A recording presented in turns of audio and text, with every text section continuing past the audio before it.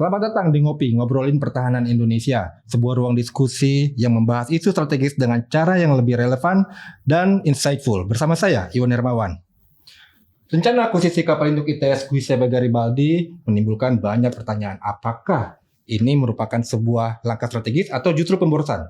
Akan tetapi di luar perdebatan tersebut ada satu hal yang luput dari perhatian kita, yaitu bagaimana pentingnya proses refurbishment agar kapal induk yang nantinya akan kita beli ini bisa memberikan manfaat yang maksimal bagi pertahanan Indonesia. Dan bagaimana pula kita seharusnya mempersiapkan dan memanfaatkan kapal ini. Dan sudah bersama saya saat ini dua narasumber kita, yaitu yang pertama adalah Mas Gary Suyatman. Selamat datang Mas Gary. Selamat siang. Dan Mas Gary ini adalah pengamat penerbangan dan juga pengamat militer yang sangat aktif di dunia maya, memberikan insight-insight. Jadi kita akan membahas nanti lebih banyak terkait dengan pembelian kapal induk Giuseppe Garibaldi ini dari sisi operasional mungkin nanti Mas ya. Dan narasumber kita yang kedua adalah Alman Hefas Ali yang adalah pengamat pertahanan juga yang sangat aktif juga untuk memberikan insight-insight, terutama ini dari sisi kebijakan dan juga dari sisi penganggaran nanti ya. Selamat datang Mas Alman. Terima kasih Mas Iwan. Oke, kita mulai ya. Nah untuk Mas Gary dulu nih, Mas. Ini kan kalau kita lihat nih Angkatan Laut seluruh dunia nih, Angkatan Laut global ini untuk mengoperasikan kapal induk sekarang sudah jarang. Paling hanya beberapa negara kuat lah ya, seperti Amerika, Inggris, Prancis, Cina yang mengoperasikan kapal induk. Sementara sisanya mengoperasikan kapal-kapal amfibi yang juga memiliki wahana udara seperti helikopter gitu. Jadi kapal-kapal LHD seperti itu ya. Nah, menurut Mas, ini bagaimana pandangan Mas terhadap perkembangan yang terjadi saat ini, Mas? Ya, tentu kita harus bagi kapal induk tuh di dua kelas tadi. Kapal induk yang memang buat dengan kemampuan airwing yang mumpuni, yang jadi bisa buat operasi di ranah kapal induk yang aslinya, yaitu untuk air to air, air patrol, air screen, segala sampai ke land attack. Nah kalau yang kita terus waktu itu di tahun setelah Perang Dunia Kedua, kapal-kapal induk itu ada yang makin besar, ada yang makin kecil. Nah, lalu adalah timbul light aircraft carriers yang dipakai di Inggris waktu itu. Dan itu akhirnya tambah mengecil lagi karena ada pesawat VTOL, Sea Harrier. Nah, dari yang Sea Harrier ini di-merge dengan konsep helicopter carrier. Nah, inilah yang nanti si Giuseppe Garibaldi ini masuk di kelas itu. Jadi ini kita lihat kebutuhannya untuk Blue Water Navy, ya kita butuh kapal induk seperti Charles de Gaulle, terus ya yang kelas Gerald Ford class gitu. Kalau yang VTOL ya itu masih ada si Queen Elizabeth class dari Inggris yang bisa untuk jarak jauh. Tapi sisanya itu adalah LPD atau helikopter atau light aircraft carrier. Nah ini yang kita harus hati-hati di sini. Ini banyak yang berharap bahwa dengan Indonesia punya kapal induk, kita bisa punya Blue Water Navy projection. Iya itu kapal induk, tapi bukan kapal induk buat itu. Garibaldi itu bukan buat itu? Bukan buat itu. Garibaldi itu adalah kapal induk ringan. Kapal induk ringan itu biasa untuk kalau di expedition, expeditionary force. Kalau di expeditionary force atau untuk konvoy itu adalah untuk air defense dan screening anti submarine menggunakan helikopter. Jadi bukan untuk air protection yang secara besar skala masif yang seperti kayak di aircraft carrier-nya Amerika Serikat, enggak. Bukan buat itu. Jadi ini terus jadi timbul pertanyaan, buat apa kita beli ini? Kegunaan yang lain masih banyak sebenarnya gitu. Jadi kalau sekarang udah nggak bisa pakai AV-8B Harrier lagi karena supportnya udah mau habis. Jadi apa? Ya buat helikopter carrier. Ya kita nggak boleh lupa juga. Oke, kalau kita nggak bisa punya Blue Water Navy, ya perairan dalam Indonesia juga masih besar dan besar sekali, gitu. Dimana ya kapal induk aja juga dibutuhkan. Kenapa? Dan kenapa Garibaldi? Sebenarnya itu balik ke doktrinnya Italian Navy. Italian Navy itu doktrinnya adalah pokoknya kamu dari Selat Gibraltar sampai ke pantai Lebanon dan Israel. Itu harus bisa kamu jelajahi sekali jalan dalam waktu yang cukup cepat. Nah, itu ukurannya nggak terlalu beda jauh dengan perairan dalam Indonesia. Jadi ada kesamaan di situ dan kita bisa beranjak bagaimana kita menggunakan kapal ini dari kesamaan itu. Oke. Nah ini tadi menarik soal disebut Blue Water Navy, karena saya ingat banget Kafal itu pernah menyebutkan bahwa cita-cita kita menjadi Blue Water Navy, dan pengadaannya si kapal induk ini apakah memang bisa dibilang salah satu jalan menuju ke situ? Gimana Mas Salman? Kalau menurut Mas Salman, ini dilihat dari sisi doktrinnya Angkatan Laut gitu. Angkatan Laut adalah instrumen politik pemerintah, instrumen politik negara. Apakah Angkatan Laut akan dideploy di luar wilayah negara adalah mengacu kepada kebijakan politik pemerintah. Itulah kenapa kita melihat US Navy mempunyai kemampuan deployment sehingga digolongkan sebagai major global force projection navies complete. Sementara Royal Navy dikelompokkan sebagai major global projection force parsial, oke. Karena negara-negara itu memiliki kepentingan nasional yang mereka harus amankan jauh di luar wilayah mereka. Pertanyaannya, apakah kita memiliki kebijakan luar negeri yang menuntut kita harus selalu melakukan power projection di luar wilayah kita? Jadi pertanyaan mengenai Blue Water Navy harus dikaitkan dengan apa kebijakan luar negeri kita.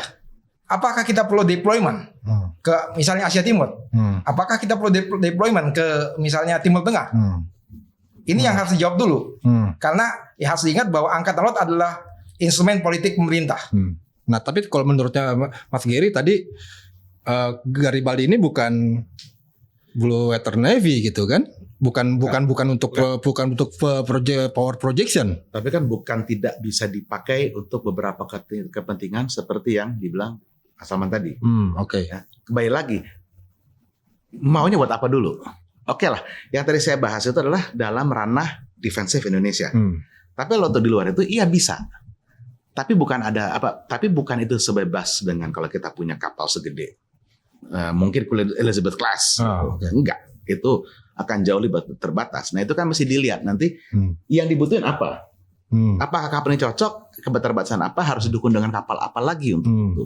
Karena kalau kita hanya menganggap untuk ini cukup untuk kebutuhan projection kita pasti diperlukan. Ya itu terlalu naif kalau saya bilang. Ya, tapi memang mungkin belum terjawab juga ya. Sebenarnya kita ini Angkatan Laut kita mau kemana, doktrinnya seperti apa gitu, dan kepentingan kita apa. Menurut Mas Alman atau Mas Gary ini kita punya nggak sih kepentingan di luar negeri? Kepentingan luar negeri yang utama adalah mengamankan jalur slot kita, khususnya minyak. Oke. Yang kedua, kita memiliki doktrin pertahanan yang menyatakan bahwa kita harus memiliki kemampuan bertahan dari luar wilayah teritorial. Di ZEE, bertempur di wilayah ZEE. Jadi kalau di dalam kategori Angkatan Laut yang disebutkan oleh Jeffrey Till, ada 9 kategori Angkatan Laut. Kita masuk ke dalam offshore territorial defense navies. Jadi kita hanya untuk pertahanan tetapi offshore di ZEE. Baru sebatas itu. Di luar itu mungkin kita hanya untuk kemampuan mengamankan slot seperti misalnya jalur minyak. Saya tidak melihat ada kepentingan lain di luar dua kepentingan itu saat ini. Tapi ada lah ya sebenarnya ya, kalau mau dibuat ada kepentingannya ada. Mungkin kalau bisa ditambahin ya, itu dengan ada kapal ini itu bisa akan membantu untuk evakuasi WNI di negara-negara krisis. Oke. Ya. Itu masuk akal. Kalau itu mungkin kalau untuk remote deployment di mana kapal ini bisa sangat membantu. Ya mainnya di situ kalau saya. Kalau di yang lain-lain ya kembali ke ya defensive posture kita mau seberapa jauh dari wilayah, seberapa jauh ke ZDI kita atau melebihi ZDI kita. Tapi kalau untuk di luar itu ya lebih ke diplomatic mission. Itu diplomasinya Angkatan Laut lah ya gitu. Ya diplomasi negara lah gitu. Bahwa negara bisa hadir untuk menyelamatin warga negara dari krisis di mana. Gitu. Karena apa? Ya kapalnya cepat. Ya. Listed. High cruise speed-nya 22 knot. Maksimumnya kita tahu lebih. Ya, tapi pasti boros, ya kan? Tapi dibanding kapal-kapal lain, listed cruising speed long range cruise-nya berapa? 15 knot. 16 knot. Ya. LPD kita sekitar 12 sampai 15 knot. 19 knot gitu. Dimana ya kalau kita mau rescue warga negara, ya kita harus kesana cepat. Karena kalau kapalnya lambat sampai sana ya udah selesai. Sebenarnya dengan adanya krisis geopolitik di Pasifik itu jadi relevan itu ya. Itu menjadi relevan secara ya mungkin coincidental, tapi Saya rasa itu nanti kita akan melihat. Karena kita udah lihat dari sejak pandemi ya, setiap kali ada krisis, negara mencoba mengevakuasi dengan udara atau dengan yang lain, atau kerjasama dengan negara lain. Saya rasa cepat atau lambat pemerintah akan menggunakan TNI AL dengan kapal ini untuk coba bisa nggak kita sendiri. Oke. Nah, yang jadi pertanyaan juga adalah ini kan kapal induk ini kan usianya sebenarnya sudah cukup tua ya dari di launching tahun 85. Jadi menurut ini kita ngomongin soal platform udaranya nih. Berarti harus banyak modernisasi flight deck. Kalau dari sisi flight deck, iya itu harus refurbish. Tapi itu sama lah dengan kapal lainnya. Kalau saya bilang kapal tuh nggak beda jauh sama pesawat dari sisi lifespan-nya. Mesin rusak bisa diganti. Bagian mana yang rusak bisa di-repair. Selama itu bukan critical structure. Yang benar-benar itu kalau dibenerin satu kapal berubah. Nah, selama bukan itu masih bisa. Berarti selama fungsinya nggak diganti bisa aja ya? Bisa aja. Sekarang kalau pesawat misalnya sayapnya sobek atau bahkan ada spine yang patah pun itu bisa dibenerin. Tapi kalau ada wing box-nya rusak, selesai. Sama dengan kapal, pasti ada struktur yang seperti itu. Saya bukan ahli kapal, jadi jangan nanya saya untuk itu. Tapi pasti ada yang untuk itu. Nah, terus bagaimana mendukung bagaimana fasilitas dukung udaranya? Kalau kita lihat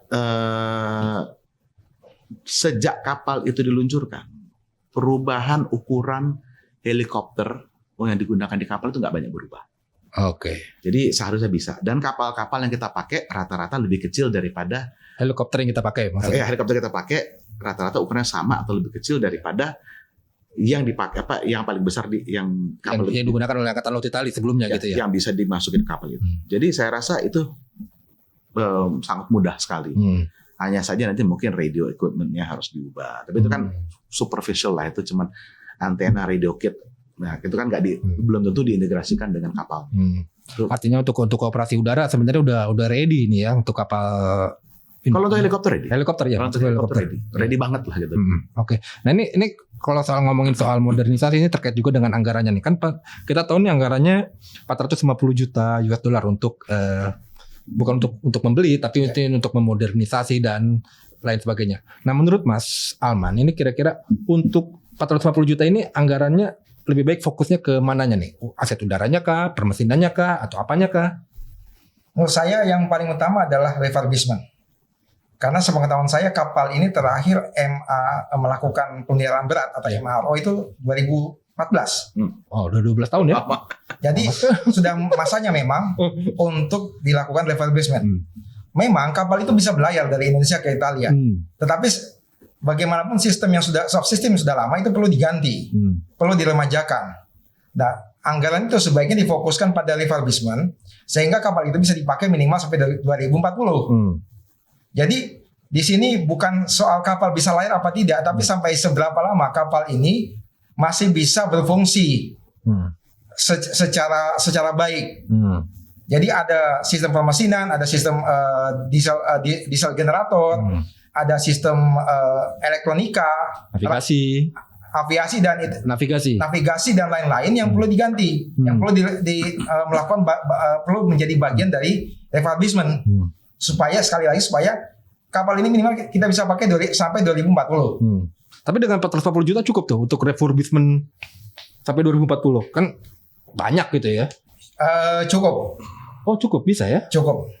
Sudah dihitung oleh pihak-pihak terkait. Oke. Nah, tapi kalau soal persenjataannya gimana, Mas? Itu kan kita kan punya itu kapal itu aslinya kan bawa meriam gitu ya.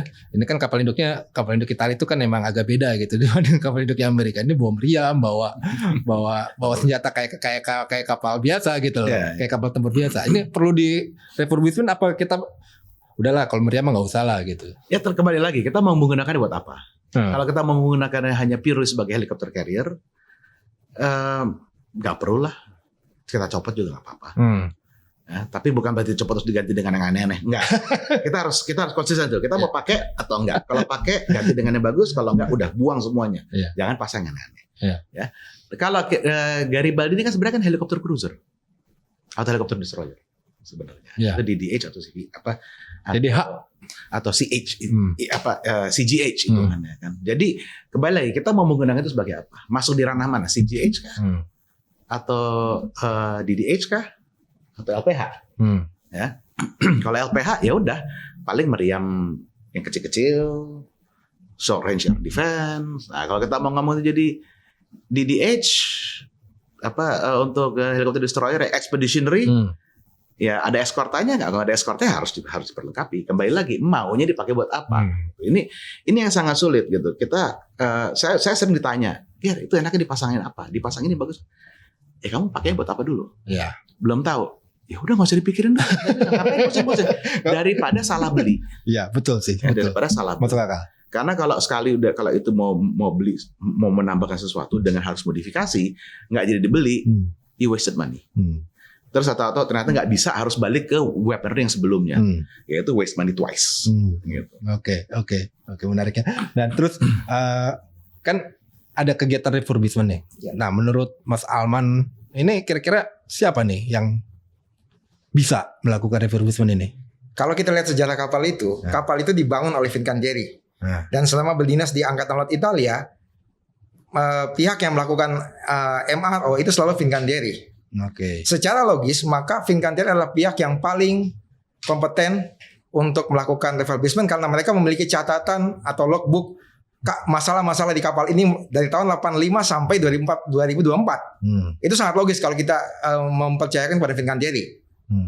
Mereka yang tahu, bukan galangan yang lain yang tahu masalah kapal ini.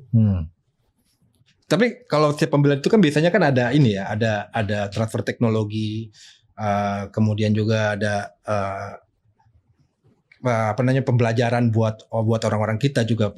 Apakah kita perlu juga untuk mempelajari refurbishment ataupun model atau paling tidak MRO-nya lah nanti gitu? Wajib, karena bagaimanapun ke depan kita sebaiknya memiliki kemampuan untuk melakukan perbaikan sendiri dan tidak sepenuhnya tergantung lagi kepada Fincantieri sebagai galangan pembuat kapal itu. Jadi itu mungkin kewajiban yang harus kita perjuangkan. Ada galangan nasional yang bisa melakukan perbaikan kapal itu di masa depan. Nah berarti memang ketika misalnya ada uang keluar 450 juta itu sebaiknya juga dimanfaatkan untuk membuat kita mampu melakukan refurbishment ke depannya begitu. Betul. Tapi untuk awal ya sebaiknya Fincantieri lah ya, dia yang ini saya pakai paralel pesawat. Kita beli pesawat bekas. Itu yang paling pusing adalah ngecek maintenance lognya. Karena nggak mungkin pesawatnya kita kirim balik lagi ke sana hanya untuk repair dan lain-lain. Kenapa? Udah pasti masih kita kerjain di sini. Nah, kalau kapal nih agak beda dibanding pesawat dalam arti there is no standardized logbook dibanding dengan di udara. Ya, jadi kalau di udara itu kan gampang. MRO ini, ya udah kamu tinggal ajuin kualifikasinya. Nanti OEM-nya akan bilang, oke ya kamu bisa. Nih SOP-nya ininya. Kalau kapal enggak, karena banyak kapal itu MRO-nya customized. Ya, customized dengan desain intricacies masing-masing. Jadi kalau kita mau memberikan MRO-nya ke perusahaan Indonesia, ingat notes yang di sana juga harus kita beli. Pengalaman di sana harus kita beli untuk dibawa ke sini. Dan di beberapa tahun pertama, meskipun kita mengerjakan, biarkan mereka yang melit. Kenapa? Kalau kita yang lead sama aja kita bawa mobil baru, bengkelnya belum ada, kita taruh bengkel pinggir jalan. Dia kerjain kapal yang mobil yang lain jago, tapi apakah dengan mobil kita dia bisa? Itu kan dia pasti dia juga nelpon ke siapa pernah ngerjain mobil ini. Sama dengan kapal gitu loh. Ya, MRO kapal sipil yang belum pernah nerima tipe kapal itu yang sejenis itu. Itu juga nelpon ke MRO ke Eropa, ke ini. Gitu. Berarti harusnya ada sistem kayak mentoring gitu ya. Jadi gunakanlah perjanjian awal untuk yang transfer teknologi dan supportnya. Gunakanlah buat itu. Jangan sampai duitnya dipakai semua belanja, begitu masih repair, masih ngapain ya? Jangan sampai kayak gitu. Kenapa? Ini bukan mobil bos, ini kapal. 14.000 ton nih kapal gede gitu. Ya. Nah ini selanjutnya kita akan bahas soal operasi udara nih. Kan udah ini udah hampir pasti lah ya ini mau dibeli gitu. Dan menurut Mas Giri, ya cocok ini sebagai kapal induk helikopter ya. Kita kan nggak punya aset udara yang lain begitu ya. Saya pernah waktu itu nanya ke satu pihak, pesawat ini bisa nggak kita beli? Harrier waktu itu. Karena tentu beli kapalnya masa nggak bisa dipakai seperti waktu jaya-jayanya itu kapal. Ya, pabriknya bilang, kamu ngomong sama pemerintah saya, kamu ngemis-ngemis sama mereka, minta ini part supportnya mau kamu pakai sampai kapan? Karena di kita saja kita punya mandat berhenti support pesawat ini di tahun X. Habis itu nggak bisa kita extend. Maksudnya ini Amerika nih berarti nih. Ya, pabriknya dia bilang kita nggak bisa extend kecuali ada mandat dari pemerintah. Terus antara sekarang sampai nanti gimana? Ya itu aja kita udah ngambil dari padang pasir. Dari suku cadangnya dari Boneyard itu ya berarti. Boneyard. Iya. Terus kamu pakai itu. Berarti kalau kamu beli, ya kamu sadar negara kamu harus beli stoknya di padang pasir juga. Oke. Nah, kok pusing ya kayak gitu. Tapi ya itu. Jadi terus akhirnya saya sempat bikin tulisan ya waktu kemarin Mas Garibaldi ini kalau kita beli mau diapain? Sebenarnya value-nya apa sih? Value-nya adalah sebagai helikopter carrier. Oke. Orang ambil helikopter carrier buat perang buat apa? Emang kapal induk cuma bisa buat perang? Kita lupa tahun 2004 apa yang terjadi. Ya, tsunami. Ya kan? Kita lihat kapal induk segede gaban kayak begitu yang biasa buat bawa ngebom negara lain itu dipakai decknya buat bantuin kita. Ya. That is the value of aircraft carriers. The value is the deck. Kita nggak ngomong itu isinya bisa muat berapa orang, stok berapa orang. Nggak, the deck sama jet fuel tank. Sekarang bisa bayangin kalau besok terjadi. Sebenarnya gini, yang kita kepukul itu Palu. Iya. Palu kita nggak punya apa-apa, nggak ada yang bisa bantu. Akhirnya apa? Negara tetangga ngirim 400. Akhirnya kita beli 400 juga gara-gara itu salah satunya. Ya kan? Bayangin kalau misalnya tiba-tiba kayak kemarin ada bencana di Aceh dan Sumatera. Di Sumatera bagian utara dan barat sampai Aceh. Terus tiba-tiba saat bersamaan itu ada disaster di Papua. Mau gimana kita ngurusinnya? Kalau kita nggak punya kapal seperti ini, paling nggak kalau udah ada kayak gitu, kita bisa prioritize. Oke, first respond pakai Garibaldi ke sana, LPD nyusul bawa barang. Lah, Garibaldi ngapain? Bawa helikopter. Ya. Kenapa? Untuk establishing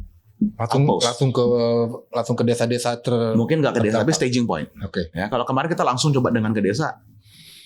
Ya, it was executed well, tapi kendalanya juga banyak yang kita lihat. Jadi mungkin kita harus tinjau ulang. Saya nggak tahu seberapa banyak diskusi dengan teman-teman di BNPB juga. Ya, there will have to be review untuk itu. Dan sebenarnya kalau ada helikopter, enaknya apa? Bandaranya bisa free dari dipenuhi nama helikopter.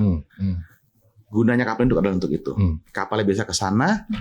Tentu Angkatan Udara akan ke sana duluan untuk survei. Ya. Survei dekatnya bisa dari kapal. Melalui helikopter itu, lalu LPD bisa nyusul membuat barang-barang yang benar-benar dibutuhkan secara skala masif. Ya. Terus juga kalau itu bencana di daerah rawan, helikopter carrier juga bisa membawa helikopter serbu. Untuk apa? Protection. Ya, protection dari helikopternya. Ya. That is the value of a helicopter carrier. Banyak orang mikirnya cuma kayak kapal-kapal induk Amerika Serikat. No, there is so much. Karena kalau kita lihat juga kemarin contoh di bencana di Sumatera itu, ketika kita menggerakkan helikopter dari Jawa, itu butuh berapa hari juga ternyata. Ya, ya kan? Yang jadi masalah itu butuh 2-3 hari juga nyampainya gitu kan, nggak bisa langsung juga mereka. Ya masalah bukan helikopter di Jawanya, dari daerah lain. Ya. Daerah lain tuh ke timur jauh. Iya betul. Itu. Jadi disitulah. Dan sebenarnya kemarin tuh Angkatan Laut kalau saya lihat itu tidak mengarahkan sepenuhnya. Karena apa? Mereka juga was-was. Wong taifunnya ke arah Natuna sama Kalbar. Ya betul. Ya, sebelum bubar. Ya. Ya mereka standby dong kayak gitu. Nah disitulah kita butuh LPD, LPH. Ya, kalau kita pakai Garibaldi sebagai LPH, itu kita butuh di situ. Negara kita besar banget. Ya, negara kita itu kalau kita ngomong dari sisi penerbangan jarak jauh itu dari London sampai Doha. London sampai Doha. Ya, itu Sabang sampai Merauke.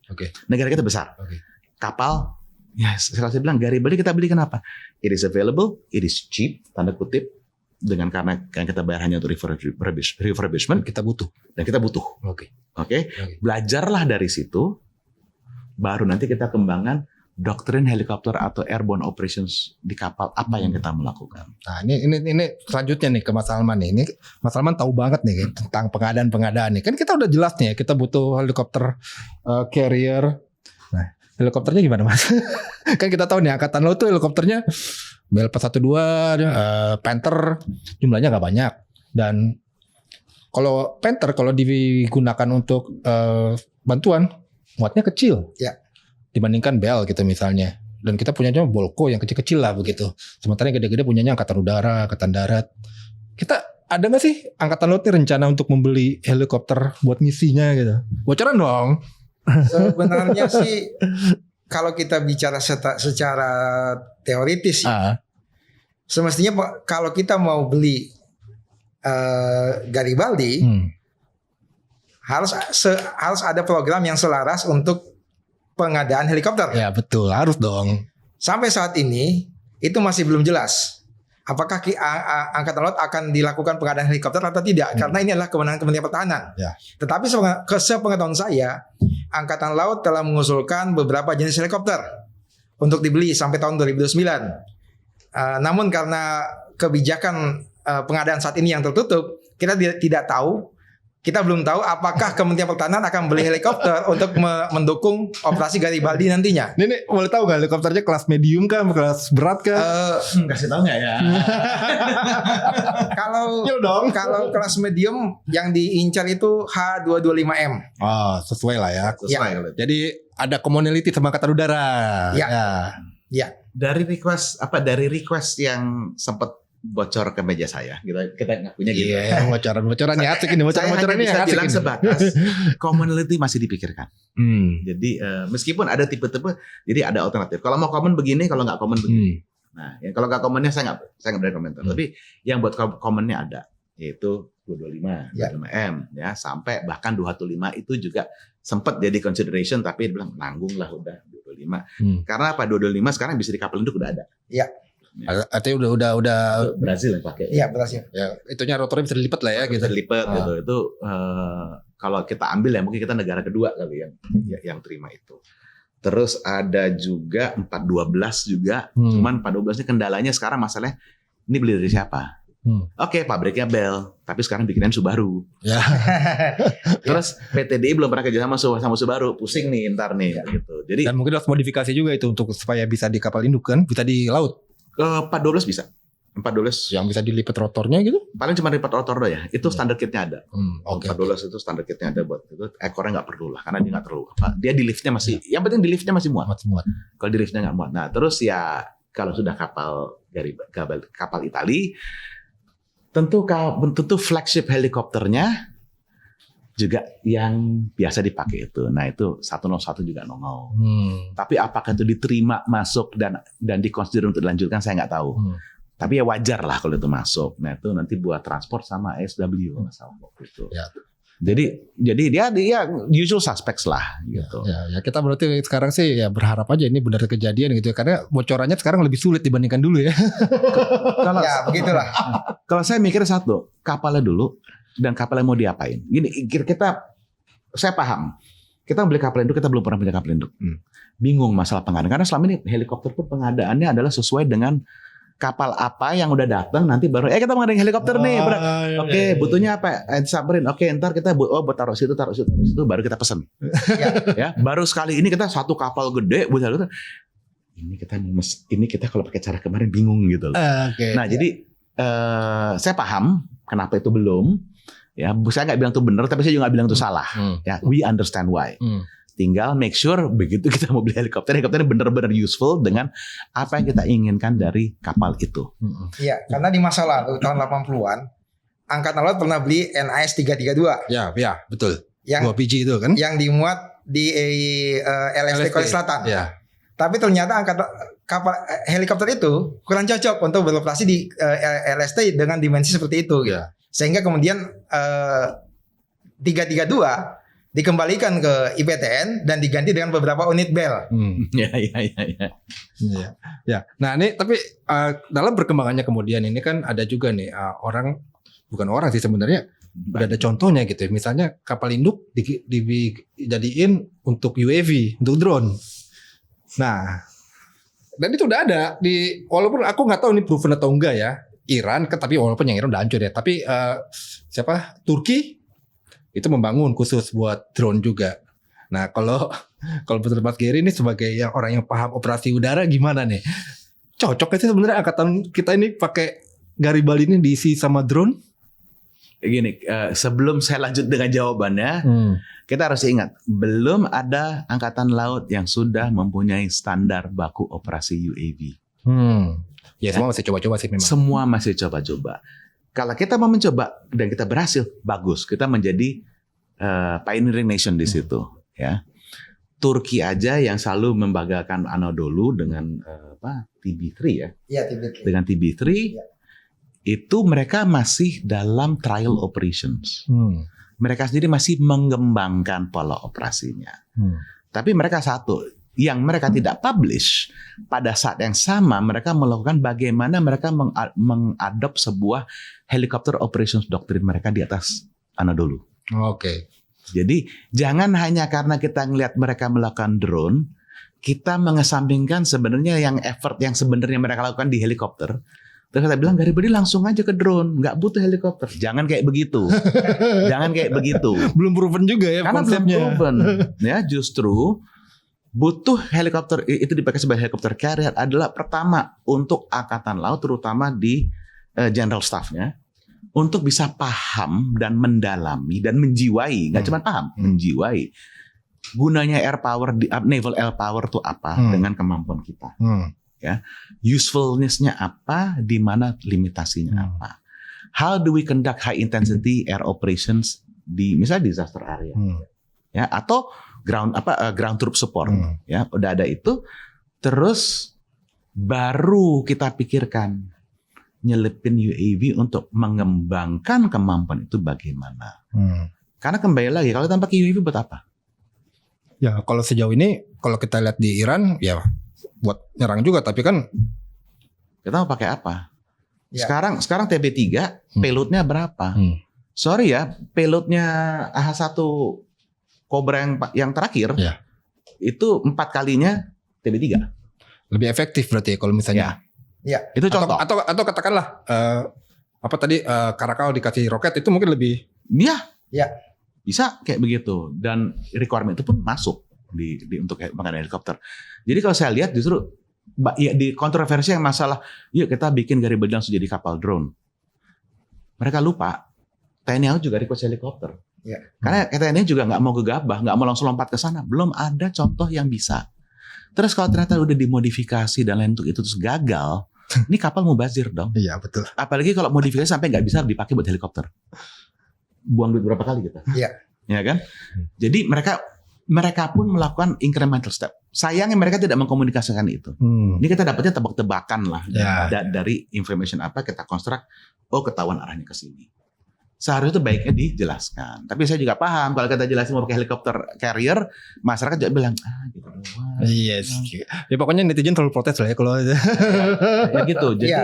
Jadi itu sangat disayang. Tapi saya lihat kita nggak salah mulai menjajaki, tapi jangan sampai itu kapal dimodifikasi habis-habisan hanya untuk drone operations. Sebagai tambahan dari air operationsnya, by all means, I agree. Oke, tapi artinya kita maksimalkan dulu kemampuan kapal ini sesuai fungsi asasinya.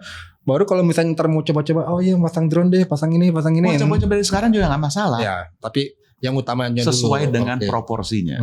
Nah, untuk jangka panjangnya nih Mas Salman, kira-kira apa sih yang harus kita perhatikan ini untuk agar pengoperasiannya nantinya ini akan lebih efektif begitu? Yang pertama saya menanggapi Mas Gary dulu ya, masalah drone. Tadi Mas Gary cerita soal TB3. Ya. TB3 adalah fixed wing drone. TNI Angkatan Laut belum punya pengalaman mengoperasikan fixed wing drone yang berbasis di darat. Oke. Kita TNI Angkatan Laut tidak punya fixed wing drone sampai saat ini. Pengalaman itu harus dipunya dulu sebelum meloncat ke operasi di kapal induk. Karena tantangan operasi di kapal induk jauh lebih rumit daripada mendaratkan drone di bandara atau di airport. Tempatnya nggak gerak. Ya betul. Gak ada anginnya nggak terlalu ini lah ya. Anginnya nggak terlalu kencang gitu kan. Nah ini harus dibangun secara bertahap. Kita tidak bisa tiba-tiba bangun kemampuan untuk fixed wing drone operasi di kapal induk. Sementara di darat saja kita belum punya pengalaman. Oke. Nah itu yang perlu kita ingat. Nah, kalau ke depan yang utama adalah bagaimana kita mampu melakukan pemeliharaan kapal ini. Setelah misalnya ada refurbishment, kita harus mampu melakukan pemeliharaan kapal ini sehingga minimal sampai 2040 kapal ini masih bisa kita pakai. Ini yang paling penting. Tanpa sustainment, maka kapal induk akan hanya menjadi simbol, tapi mungkin lebih sering terikat di dermaga gitu, daripada dia berlayar untuk kepentingan operasi. Jadi Queen of Hangar kalau pesawat gitu ya. Bukan. Jadi kayak Cakrina Robert. Jadi kapal wisatanya kerajaan. Artinya dibutuhkan perencanaan yang jangka panjang yang ajak lah gitu lah, yang konsisten gitu ya. Betul. Untuk supaya ya perencanaan jangka panjang itu kan terkait dengan anggaran, pengadaan suku cadang, betul, dan pendidikan SDM-nya begitu kan? Betul, setuju. Oke. Nah, kayaknya cukup nih diskusi kita, menarik ya sebenarnya, cuman waktu juga membatasi nih. Nah, diskusi hari ini menegaskan bahwa pengadaan kapal induk Giuseppe Garibaldi ini perlu dilihat secara komprehensif, tidak hanya dari sisi pengadaan, tapi juga dari sisi kesiapan operasional, keberlanjutan kemanfaatan, dan juga bagaimana perencanaan jangka panjang untuk jadi kunci bagaimana nantinya kapal ini bisa beroperasi secara optimal sampai bertahun-tahun mendatang dan berguna untuk pertahanan Indonesia. Dan semoga diskusi ini memberikan perspektif yang lebih utuh dan konstruktif. Saya Iwan Hermawan, terima kasih telah menyaksikan dan sampai jumpa di episode berikutnya. Mas, kasih ya. Mantap. Tapi abis ini ngobrol lagi nih kayak.